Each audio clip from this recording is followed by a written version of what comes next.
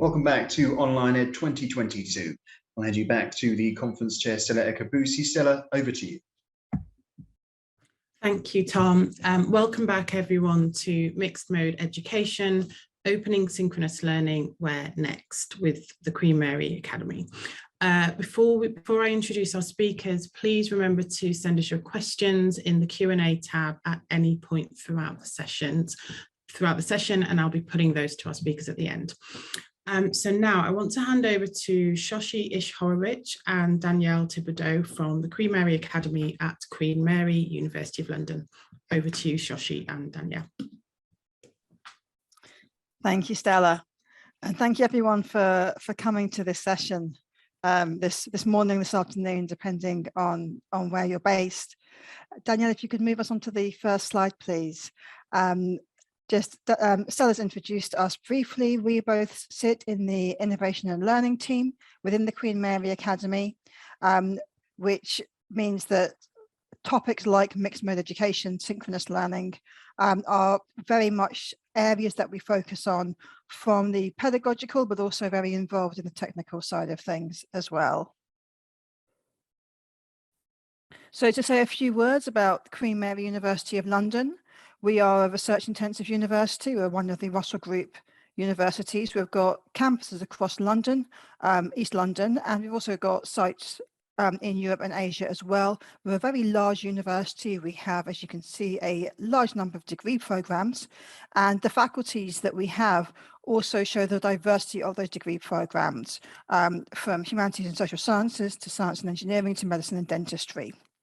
One thing to highlight, something that we're really proud of and that we work very hard at, is that we're the UK's top university for social mobility.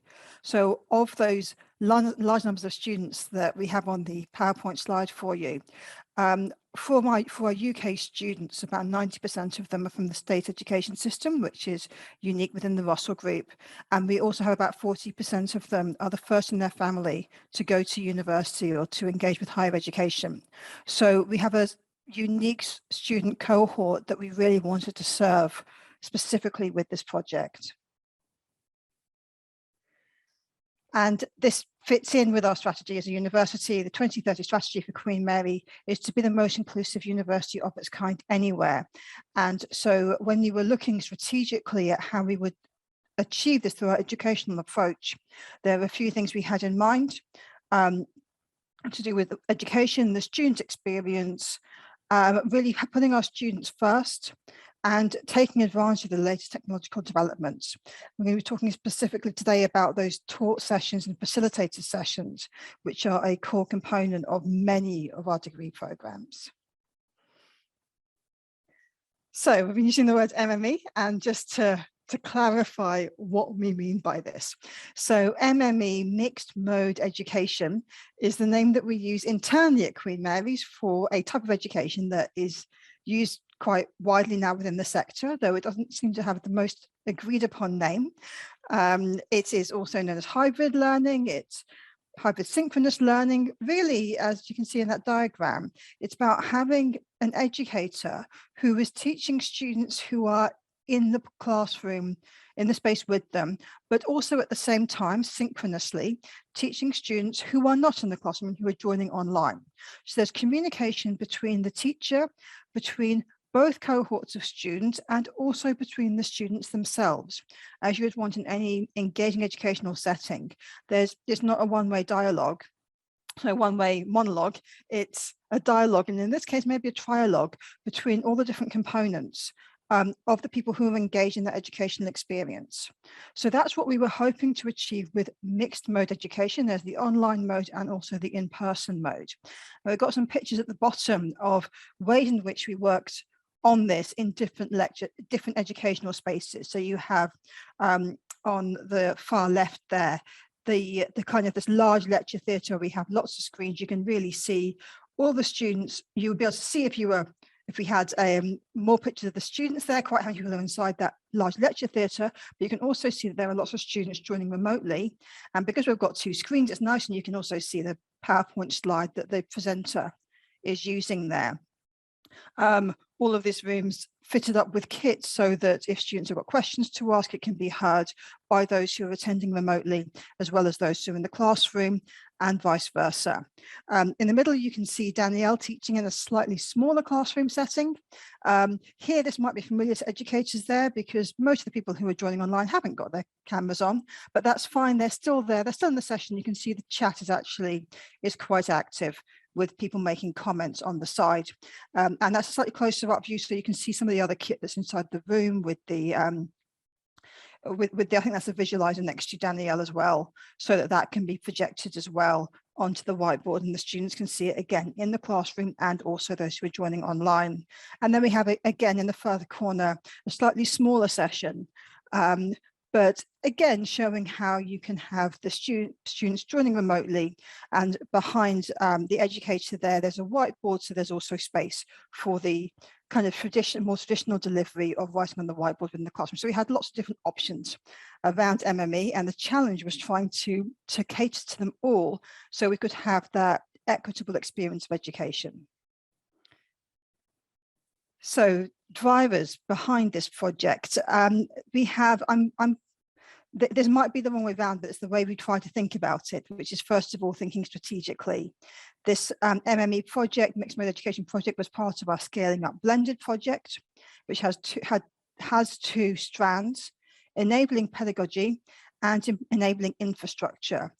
As I said before, within the Queen Mary Academy, we work very much on the pedagogy side of things, but with something like MME, that won't work unless we're also engaging with the infrastructure demands of a project like MME, thinking about the classroom spaces, thinking about timetabling, thinking about kit and technology that needs to be brought in, and the infrastructure to support all of that.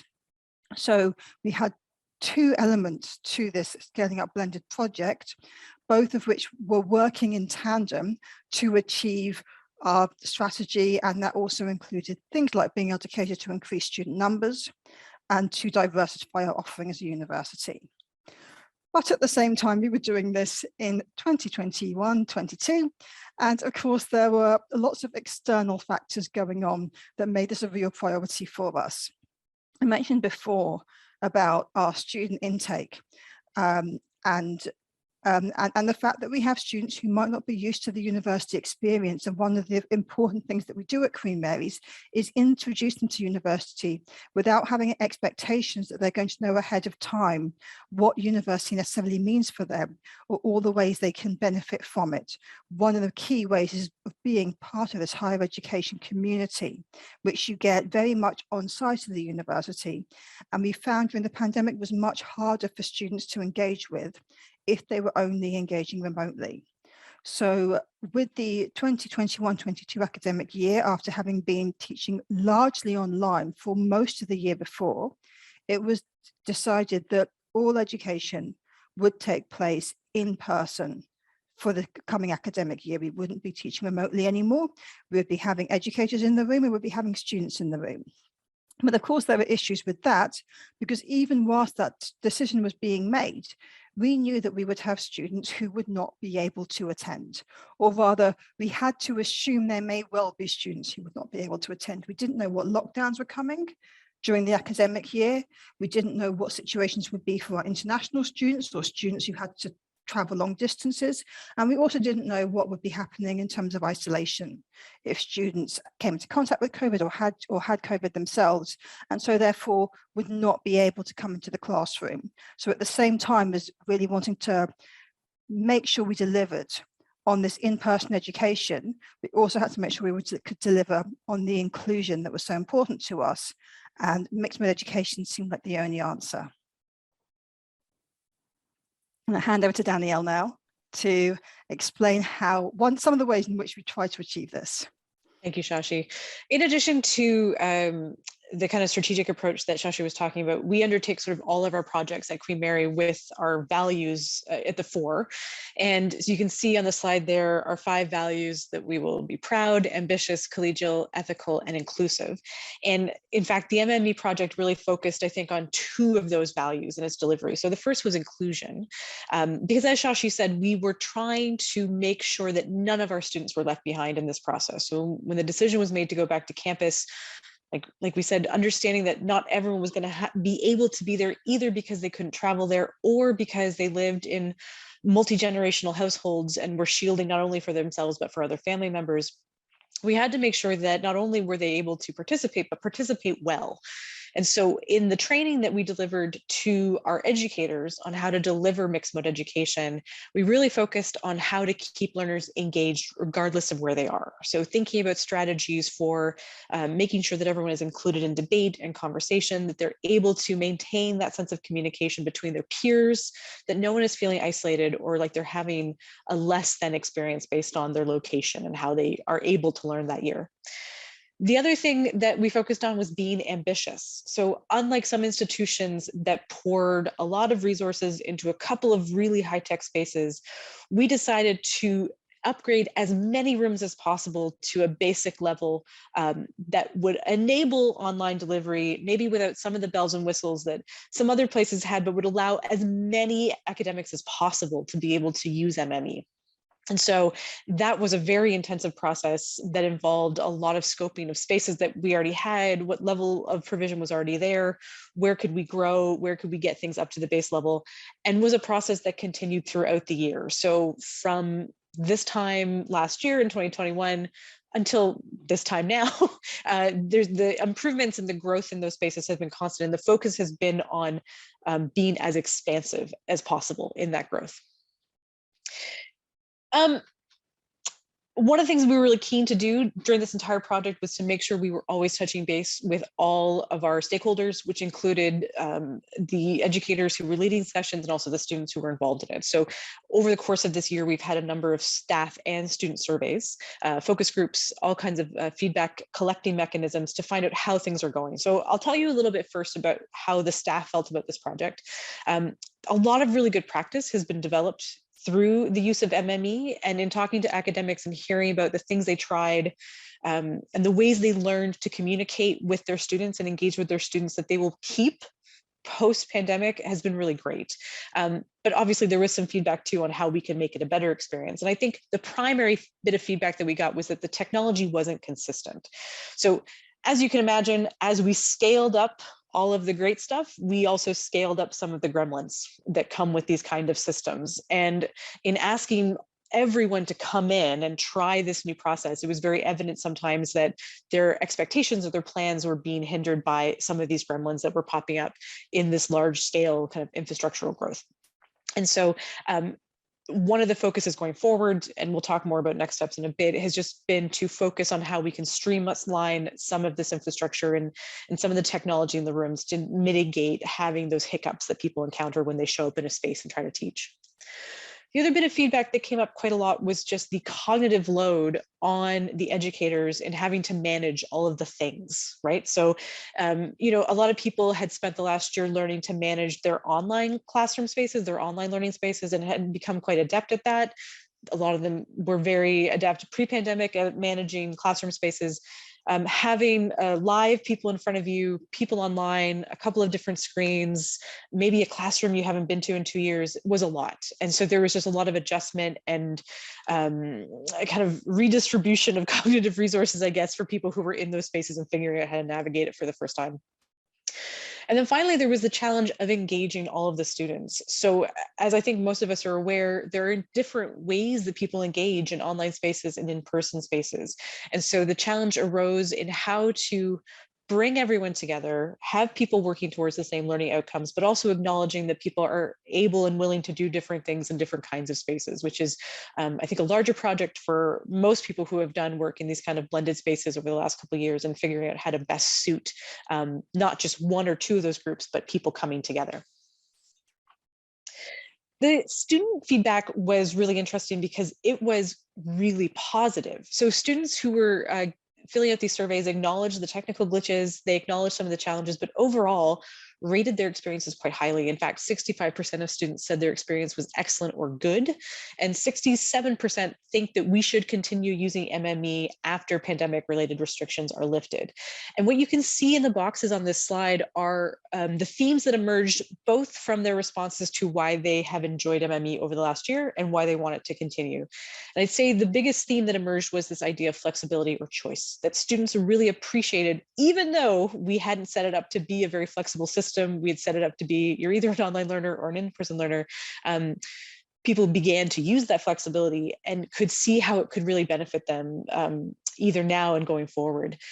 Some students expressed just a preference for online learning and liked having more opportunities to use that, but others talked about how much stress they had dealt with pre-pandemic, even dealing with small unexpected barriers to coming to campus, like common colds or transit strikes, and how MME had helped them manage that anxiety.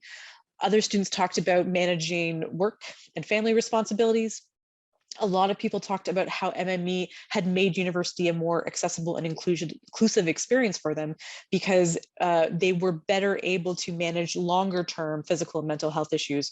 So when they were having a flare up or a bad day, they could take the option to not come to campus, but still engage with their peers online. A lot of our students have very significant commutes, and they talked a lot about how MME allowed them to take some of that commuting time and put it back into their studies, and just gave them better options for planning their weeks. The other byproduct of MME, which we weren't anticipating, was an increase in recording. So a lot of students talked about how important having those recordings were to their review, whether or not they were coming to campus. So where are we going from here? So there's a few key learnings that we're taking away and working on probably forever, continuously now. The first one, I think, is obviously the continual improvement to IT kits and systems. So there is always appetite to find better, easier ways to ensure people can come into rooms and have what they need and have it working. And that process is ongoing. And I think our IT team is doing a fantastic job of investigating solutions to some of the issues that we found last year. The other thing that we've become aware of is just in that balance between the pedagogy work stream and the infrastructure work stream, how the pedagogy work stream has sort of become the primary work stream as we acknowledge that we want the pedagogy to drive what we bring into those spaces. So as the infrastructure side, scopes ideas and plans for what we could do, it always has to come back to that pedagogical side to understand how it will fit our needs and what we do want from these kinds of spaces for our students. But that has also led us into kind of ongoing discussions about the balance between the pedagogy and the technology. And those things aren't easy, they can't be separated. And we do work together. And so on a case-by-case basis, we're finding different ways that those groups can work together and support each other to make sure that our learners and our educators are working at their utmost. And finally, because as Shoshi said, we have this very particular group of students that we work with, we are very, very interested in how we can continue to use MME to continue to grow our inclusion and diversity at Queen Mary. So whatever we can do to continue to support students who have other things going on in their lives, who don't necessarily have the resources as students at other universities, the more we want to be able to incorporate that and make sure that we're offering the most inclusive experience as possible. So that's been another big focus of our work, kind of post restrictions on how we can use what we've learned during MME. I think we're going to open it up to questions in a minute, but we did just want to take a second to acknowledge all of the people who worked on this project, colleagues from both of those work streams who were instrumental in just, guiding decisions and implementing actions and doing all of the work. So just gaze upon there, just look at them for a second. I think that's it. So very happy to take questions, I think now. Thank you so much, Shoshi and Danielle. That was really, really interesting. And we have quite a few questions for you, so I'll get straight into those.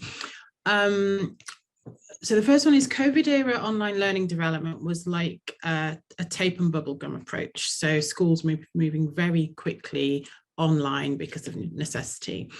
Do you feel that your effort to move back in person was a reactionary decision, not one based on pre-COVID online development experience and research?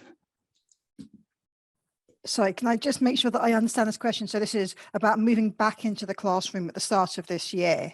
That was based very much on our student cohort. We were really worried about students who hadn't experienced university in the past, thinking that university was kind of something maybe quite operational instrumental. As you log in, you do your lessons, you do your homework, and then you log out and you continue with your everyday life. And the problem with that approach is that they're really not getting the value of their education, because what should happen is they should be developing all kinds of other skills by being at university, by being involved in clubs and societies, by taking advantage of the volunteering and the other opportunities we have at Queen Mary's. And they don't necessarily hear about that. I mean, we've all had this. If you have meetings online, you don't mingle outside the meeting beforehand. You just come to your Zoom or your Teams meeting. You have that experience and then you leave again. So no, in fact, that was I think a very a really considered approach, which hasn't come without difficulties, but it was very much about, we're not serving our students if we don't present in-person education as a really important component, even if it's not the only component of their university education. And I think in terms of the work we've done developing our educational strategies and approaches, that strategic project existed before the pandemic. So that work had already been happening to bring people into online spaces, to think about how they were using online spaces better and how they were blending the work they did with the campus being open. And the approach we took to MME was really to say, you've done a lot of work before the pandemic, you did a lot of work last year, let's just keep building on the skill set that we've created to do this new thing. And I think that's the approach we're taking now as well, to say, we can't just throw this all out. We've all learned amazing things that we're going to keep. Okay, which pieces are we keeping and which pieces are we finessing going forward?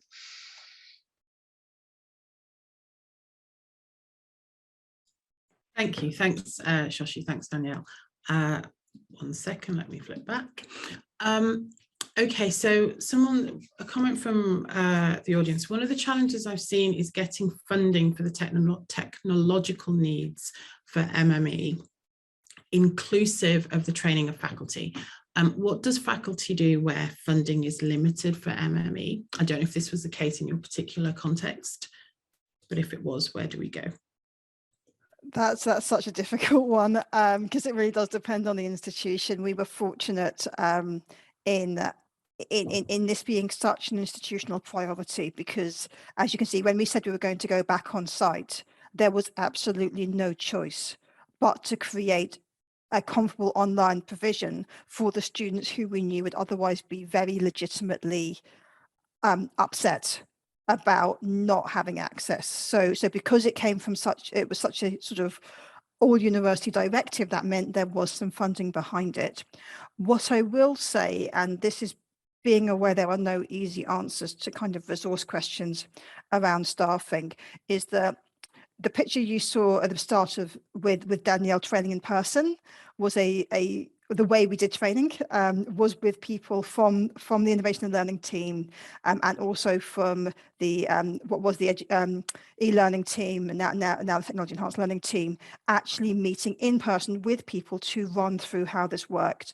What we're doing now to kind of streamline the efficiency around that is to create online toolkits so that there is less need for that more resource intensive training. Now, that doesn't answer everything because it takes time to create these toolkits. So I'm not saying it's going to make life completely easy, but that's how we're kind of scaling back the amount of resource we are now putting into that in terms of the training specifically. Yeah, I was going to say the same, that in terms of the resource that has always I've been more focused on is the time, not only on our end for creating the resources, but for the educators who have to kind of sit down and plan and think about how they're going to use the things they've learned. And I think one of the things that we're working on as the innovation and learning team are more spaces where we can help people create that time and have those conversations with their departments. So communities of practice where they can think about sharing and not starting over from scratch when they have an idea for something. And so we're trying to build in more of those spaces so that people can dip in and dip out and pick up things and share. And because time is the resource that I think most people are struggling with at this point. So for me, that's the resource that we're kind of concentrating now at the moment. Great, that's great. You seemed to rely on synchronous learning, and was there any particular reason for that? Because pre-COVID, there's lots of examples of asynchronous learning being very effective. So I think that because the project that we were working under, the blended learning project, there was a great deal of focus on blending, and that included kind of using a flipped classroom model as the basis for creating course content. And so the focus on, there is an inherently a blend of asynchronous and synchronous content in most of the modules at Queen Mary. For us in the MME training, we were focused on the synchronous time because that was the bit that was going to be hard, right? Like the asynchronous stuff can kind of stay the same. And in fact, in our training, there was a point made that you may want to reconsider your asynchronous activities as a better way to connect some of your learners at this point, especially if your learners are in different time zones and may not show up for that synchronous meeting. You know, how can you use those asynchronous activities as the space of collaboration that you may not get in the synchronous lecture, at least right now, because of some of the circumstances that people were under. So the training focused on the synchronous just because that was the crunch point for most people in the immediate instance.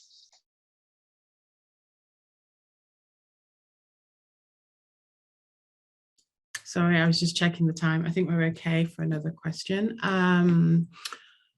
So a technical point here, was this 100% flexible so that students could choose at any time which mode to use? And if so, how does that apply to international students once they're in the UK, making sure they're not in breach of visa conditions, i.e. attendance levels on campus? That's a very good question. As Danielle said, we didn't expect flexibility to come up quite so high in the student survey because we had not built a desperately flexible system. Actually, we are, which would be an entirely other session, working very much on our learner engagement analytics project around how we can track data, how we can track attendance across, especially with a real focus on mixed mode attendance sessions, because that's where it gets very complicated. Because you're absolutely right, the whole point of this, especially around inclusion, is about making sure students are included in the educational experience. And so the last thing we wanted to do was to create a backdoor that actually facilitated students to disengage, or that in any way, for example, gave the message that watching a recording was the same as attending a session. It's really not. And as Danielle said, engaging both groups was a real focus on the training that we did, because otherwise you're not actually providing that experience for online learners. It's not the same to watch people in the classroom engage. They have to be able to engage themselves. So I'm not saying that we have entirely solved it. It has been a real challenge. And one of the things that we are also working on are induction materials for students next year to help them make the best use of, if they are offered this flexibility, what flexibility means in terms of their educational outcomes, and what, you know, in the UK, what they're paying for in order to be at university, and really trying to facilitate that for students. So no, it wasn't actually, this is one of the reasons why we didn't call it high flex, is that's got the word flexible embedded in the title. This isn't a flexible education model. This is a mixed mode education model. And we really did try to promote that to students. So students were supposed to declare at the beginning of the year, like whether they were, the assumption was everyone was going to be on campus unless you could show that you couldn't travel to the country or you couldn't be there. But once the link to a session exists, you know, it's hard to keep that locked down. And so people were flexing their lives, and different departments took a different approach to how strict they were about that. And like Shoshi said, as we begin to think about how this could be used going forward, that idea of how students interpret choice or when choice is introduced is probably going to be important. So maybe you introduce more choice the more mature your students are and the further they are along in their progress. Or like, so I can't imagine, I have a hard time imagining us offering a full-blown high flex every choose all the time system. But I've turned the question back to educators to say, what parts of your learning experience need to happen together, right? Like in a lab or a field trip, and what parts could you offer flexibility in? Like, where does the flexibility exist? And how can you begin to build that in as a way to build in that inclusion, right? Knowing the students appreciate it. Are there spaces where this works now that you've done it for the last couple of years? And where are the spaces that you need to kind of hold firm on bringing people to campus? And where can we balance those things out? Thank you so much. That has been a really, really interesting session, and thanks for addressing all of our questions. We did have a couple more, but I'm gonna have to wrap it up at this point. Up next, we have a panel session discussing the increasing flexibility and agile role of the on-campus library. We have speakers from UCLA, and Medical University of South Carolina Libraries, Texas Medical Center Library, and the University of North Texas Health Science Center. So before we move on to that, it just remains for me to thank Shoshi Ish-Horowicz and Danielle Thibodeau. Thank you so much.